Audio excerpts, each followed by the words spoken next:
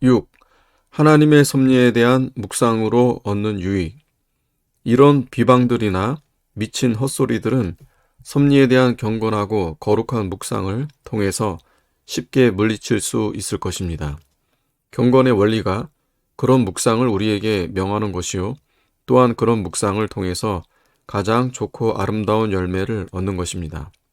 그러므로 그리스도인은 모든 일이 하나님의 계획에 의하여 일어나며 어떠한 일도 우연히 일어나는 것이 없다는 것을 철저하게 납득하고 있으므로 언제나 하나님을 모든 일의 첫째가는 원인으로 바라보게 되며, 그러면서도 동시에 부차적인 원인들에 대해서도 그 적절한 위치를 지켜서 주의를 기울이게 됩니다.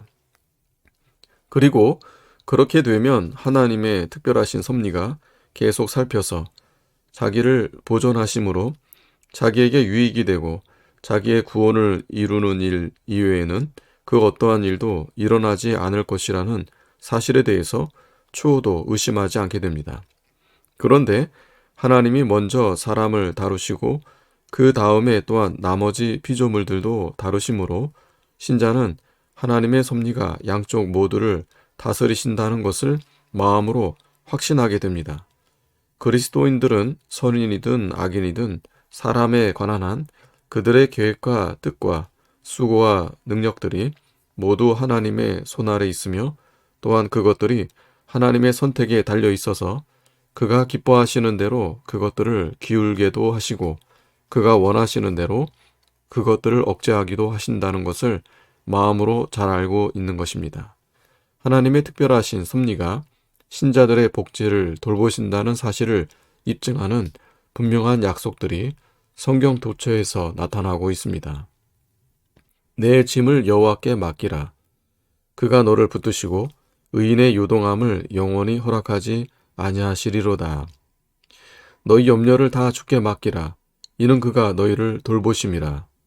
지존자의 은밀한 곳에 거하는 자는 전능자의 그늘 아래 거하리로다. 너희를 범하는 자는 그의 눈동자를 범하는 것이라. 나는 너의 방패요. 보라, 내가 오늘 너를 노선벽이 되게 하였은즉 내가 너를 대적하는 자를 대적할 것임이라. 여인이 어찌 그 젖 먹는 자식을 잊겠으며 자기 태에서 난 아들을 긍휼히 여기지 않겠느냐. 그들은 혹시 잊을지라도 나는 너를 잊지 아니할 것이라.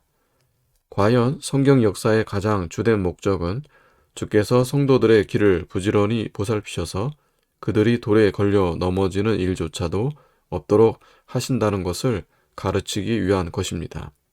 그러므로 방금 위에서 하나님의 보편적인 섭리만을 인정하고 특정한 피조물들에 대한 특별한 보살핌은 부인하는 그런 자들의 견해를 올바로 반박하였거니와, 우리들로서 가장 중요한 것은 우리를 향하여 베푸시는 하나님의 이러한 특별하신 보살피심을 깨닫는 일이라 하겠습니다.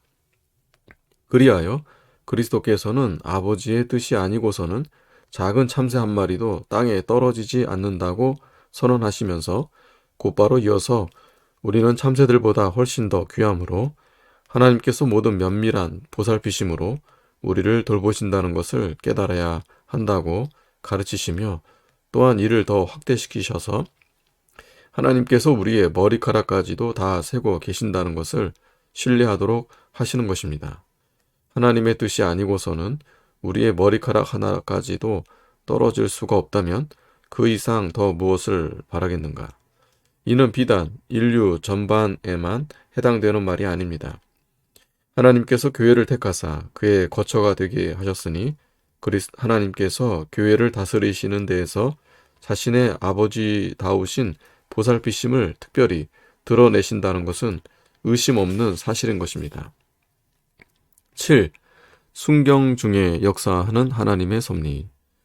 하나님의 종은 이런 약속들과 또한 신뢰들을 통해서 강건해져서 그 권세의 마음으로 굴복하든 아니면 그 악의가 억제를 받아서 해를 끼치지 못하게 되든 모든 사람이 하나님의 권세 아래 있음을 가르치는 여러 증거들에 합세하여 자기 스스로도 증거를 내어놓게 될 것입니다. 하나님은 과연 우리를 환대하는 사람들 앞에서는 물론 심지어 애굽 사람 앞에서도 우리에게 은혜를 베푸시는 분이시며 그는 정말이지 우리의 원수들의 사악함을 분쇄하는 모든 방법들을 다 아는 분이시기 때문입니다. 때때로 하나님께서는 그들에게서 분별력을 빼앗으셔서 건전하고 진정한 것을 전혀 깨닫지 못하도록 만들기도 하십니다. 아합 왕 때에도 하나님께서는 아합을 속이시기 위하여 사탄을 보내셔서 모든 선지자들의 입을 거짓으로 가득 채우게 하셨습니다. 하나님께서는 르호보암으로 하여금 젊은 신하들의 간언에 홀리게 하셨고 결국 그 자신의 어리석음으로 왕국을 망치게 하셨습니다. 그리고 때로는 그들에게 분별을 허락하셔서 그들이 두려움에 질려서 본래 마음에 품었던 소원이나 계획을 시행하지 못하도록 만들기도 하십니다.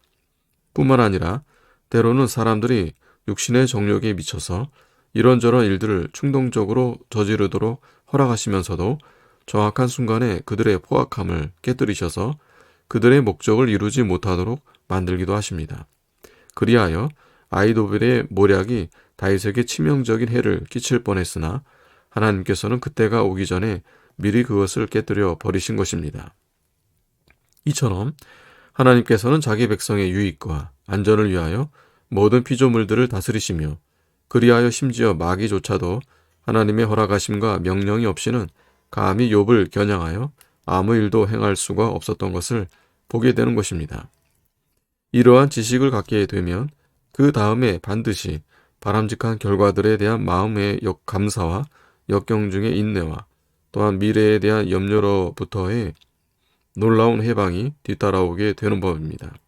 그러므로 하나님의 종은 모든 일이 마음에 바라는 대로 잘 이루어질 때 사람의 도움을 통해서 하나님의 은혜로우심을 느꼈든 생명이 없는 피조물들에게서 도움을 받았든 그 모든 일을 전적으로 하나님의 덕분으로 돌리게 됩니다.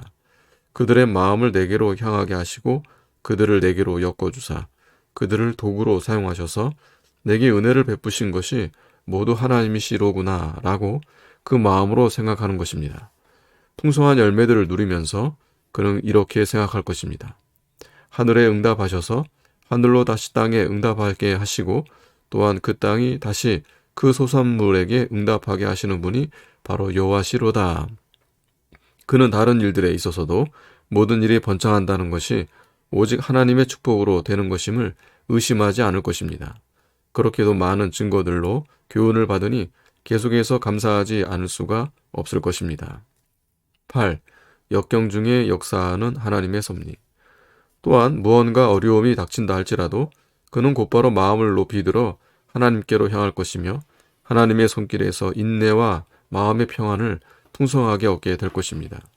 요셉이 형들의 배신을 계속해서 마음에 두었더라면 절대로 그들을 향하여 형제다운 애정을 보여줄 수 없었을 것입니다. 그러나 생각을 하나님께로 돌리고 그 불의를 잊어버렸기 때문에 그 형들을 부드럽고 친절하게 대할 수 있었고 심지어 그들을 위로하기까지 할 수 있었던 것입니다. 당신들이 나를 이곳에 팔았다고 해서 근심하지 마소서.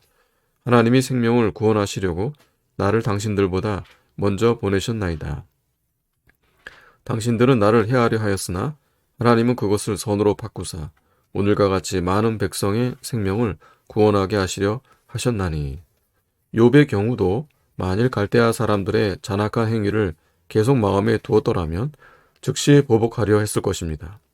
그러나 그는 즉시 그 일이 하나님이 하신 일임을 인정하였으므로 그는 다음과 같은 지극히 아름다운 생각으로 위로를 얻을 수 있었던 것입니다.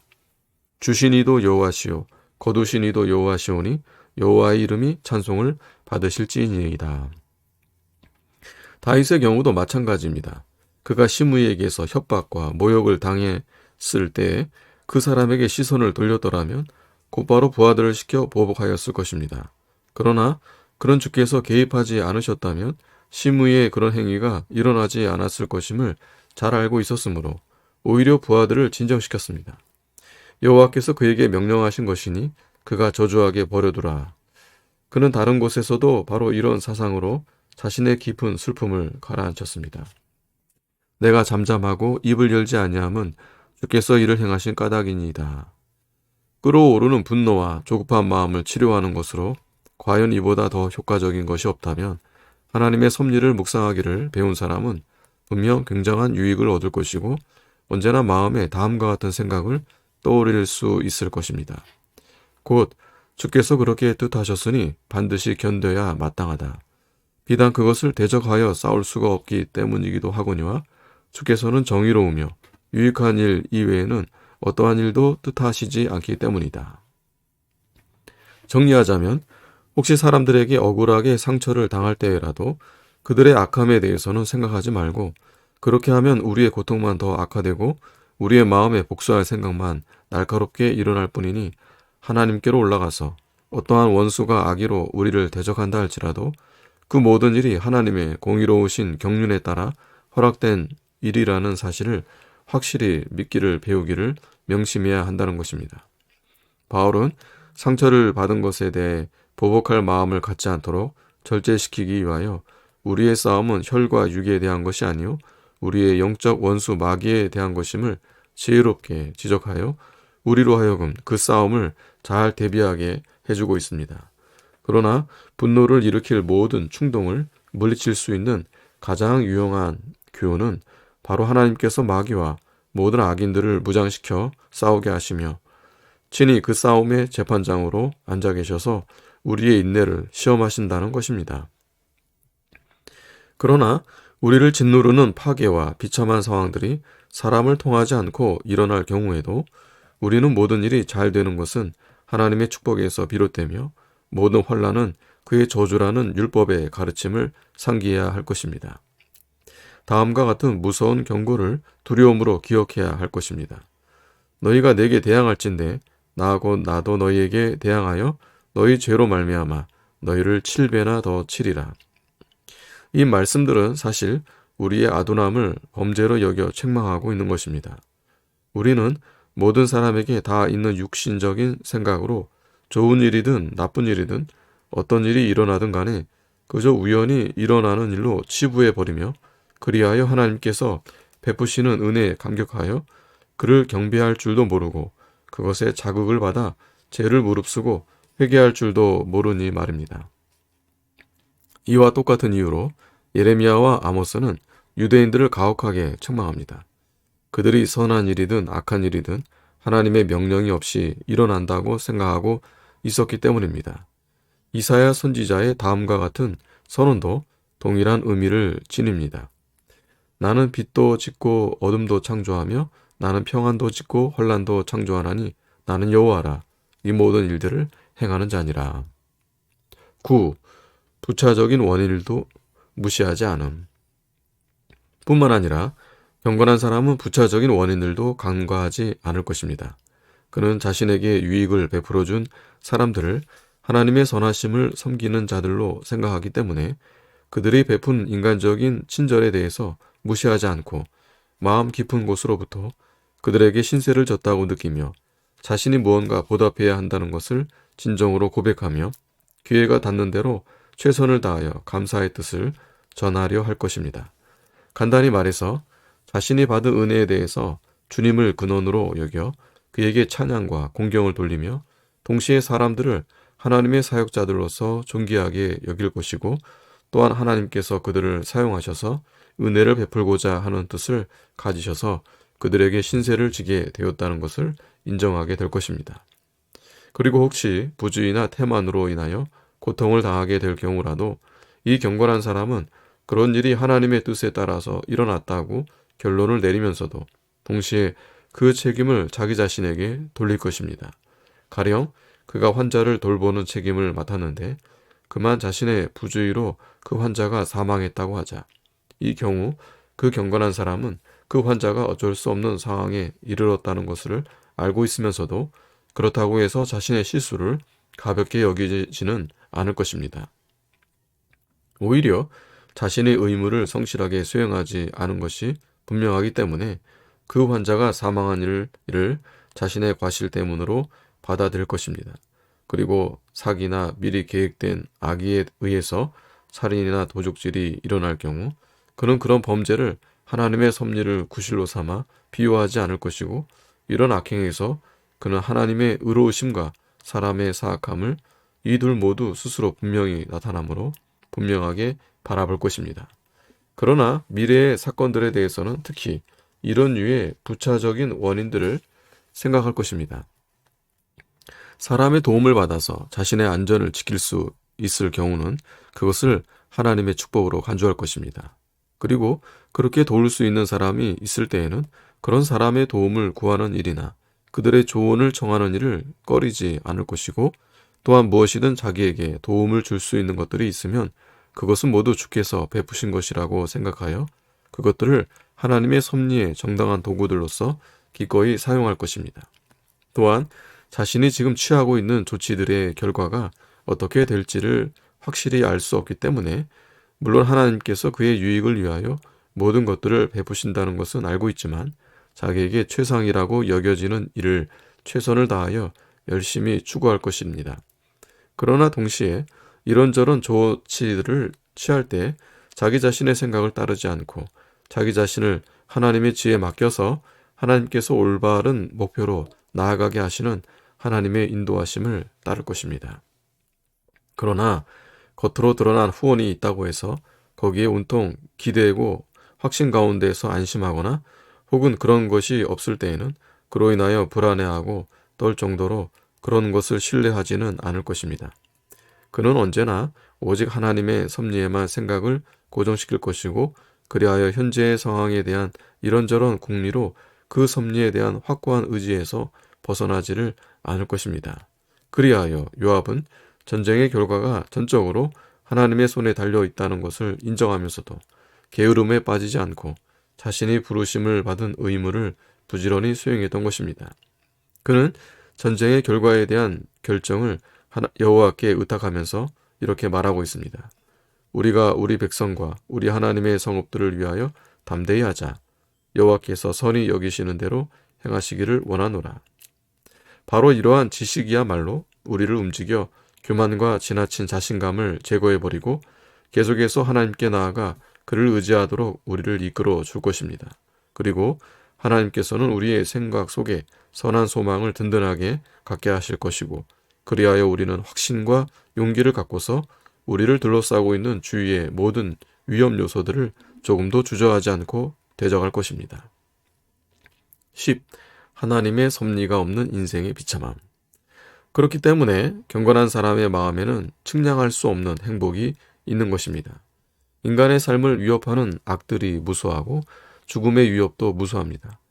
굳이 우리 자신 바깥을 바라볼 필요도 없이 우리의 몸은 수천 가지의 질병을 담는 그릇이므로 사실 몸속의 질병의 원인들을 보유하며 조장하고 있다. 사람은 자신이 온갖 방식으로 파멸할 수 있다는 것 때문에 부담을 갖지 않을 수가 없으며, 말하자면 죽음으로 포장되지 않은 삶을 이끌어 나갈 수가 없는 것이 사실입니다. 추워도 위험하고 더워도 위험한 것이 인생이니 그것을 달리 무엇라 부르겠습니까? 자, 어디를 바라보든 주위의 모든 것들이 신뢰할 수 없는 것들인 것은 물론 거의 노골적으로 위협하고 절박한 죽음으로 협박하는 것들 뿐입니다. 배를 타면 그 순간부터 죽음과 한 발자국의 거리에 있는 처지가 됩니다. 말을 탔다가 실족하면 생명이 위험해집니다. 도시의 거리를 돌아다니면 지붕 위에 기아 조각의 숫자만큼 많은 위험이 도사리고 있습니다. 여러분의 손에나 친구의 손에 무기가 들려 있으면 상처를 받을 일이 기다립니다. 눈에 보이는 모든 맹수들이 우리를 파멸시키기 위해 무장하고 있습니다. 벽으로 두른 아름답게 보이는 정원에 들어가 모든 위험을 피하려 할지라도 거기에도 때때로 뱀이 숨어 있는 것입니다. 우리가 사는 집도 항상 화재의 위험을 안고 있어서 낮에는 집이 없어지지 않을까 걱정하게 만들고 밤에는 우리 위에 덮치지 않을까 걱정하게 만듭니다. 우리의 전답 역시 우박과 서리와 가뭄 등의 재난에 노출되어 있어서 소출이 없어질 위험이 상존하고 있고, 기근이 또한 우리를 위협하고 있습니다. 그 외에도 독이나 매복, 강도질, 폭력 등이 있어서 때로는 우리를 집에 가두기도 하고 때로는 끈질기게 우리를 따라다니기도 합니다. 이런 온갖 괴로움 가운데 있으니 사람이야말로 지극히 비참한 존재가 아닐 수 없습니다. 마치 목에 항상 칼이 드리워져 있는 상태로 사는 것처럼 절반은 살아있지만 힘겹게 불안한 숨을 쉬고 있을 뿐인 것입니다. 그렇지만 이런 사건들은 잘 일어나지 않으며 언제나 일어나는 것도 모든 사람에게 다 일어나는 것도 아니고 절대로 모두에게 동시에 일어나지는 않는다고 말할 수도 있을 것입니다. 물론 나도 인정합니다.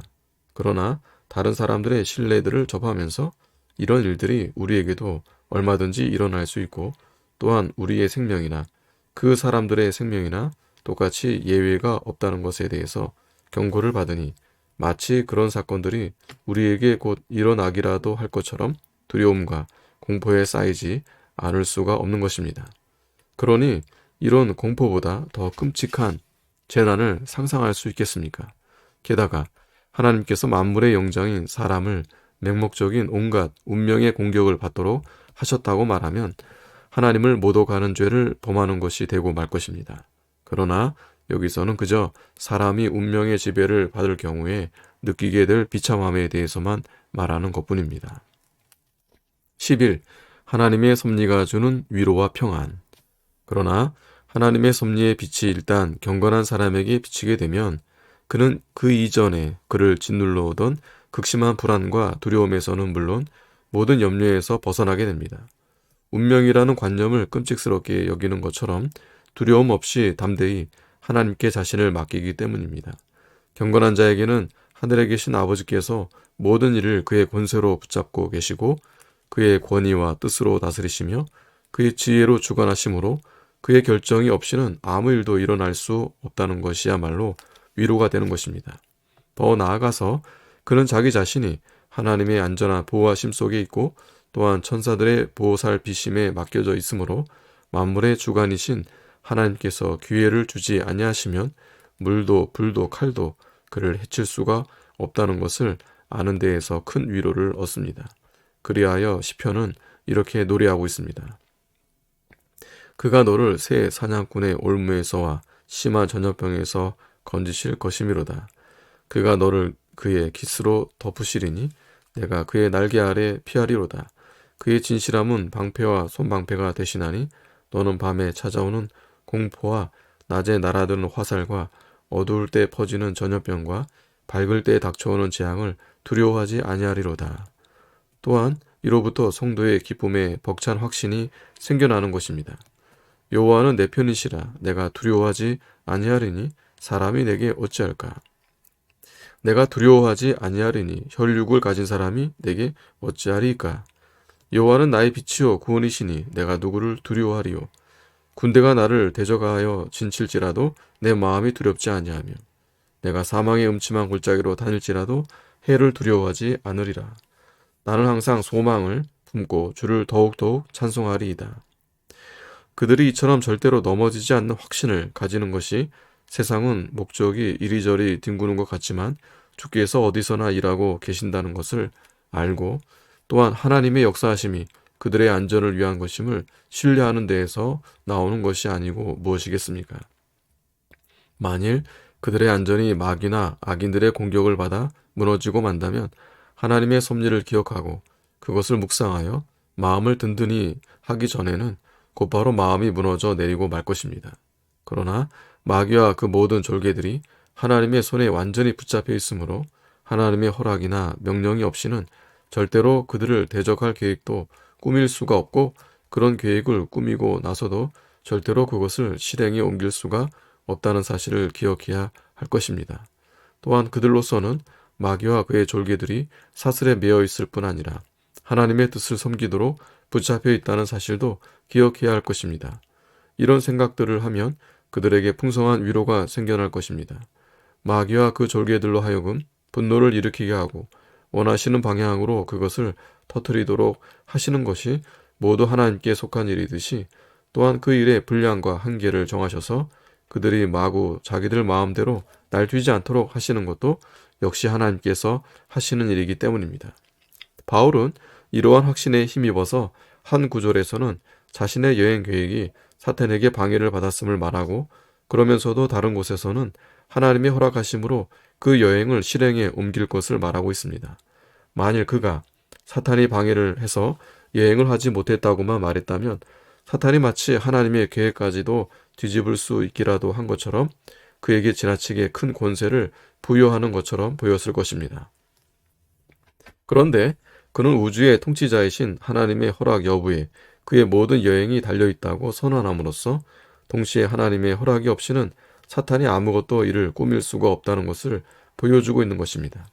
똑같은 이유로 다윗은 인생이 갖가지 변화들로 인해서 끊임없이 우여곡절을 겪고 말하자면 이리저리 소용돌이치는 현상을 보면서 그 자신의 앞날이 주의 손에 있다는 사실을 피난처로 삼습니다. 다윗은 여기서 삶의 여정 혹은 때라고 단수를 써서 표현할 수도 있었으나 복수형을 써서 앞날로 표현함으로써 사람의 형편이 아무리 불안정하다 할지라도 때때로 어떠한 변화들이 생긴다 할지라도 그 모든 것을 하나님께서 주관하신다는 사실을 표현하고 있는 것입니다. 그렇기 때문에 르신과 이스라엘의 왕이 유다를 치려고 연합군을 형성하여 마치 온 땅을 불로 태울 것처럼 기세가 등등했지만 선지자는 그들을 가리켜 그저 연기가 조금 풍기는 것 이외에는 아무것도 하지 못하는 연기나는 두 부지깽이 구루터기에 불과하다고 말하고 있는 것입니다.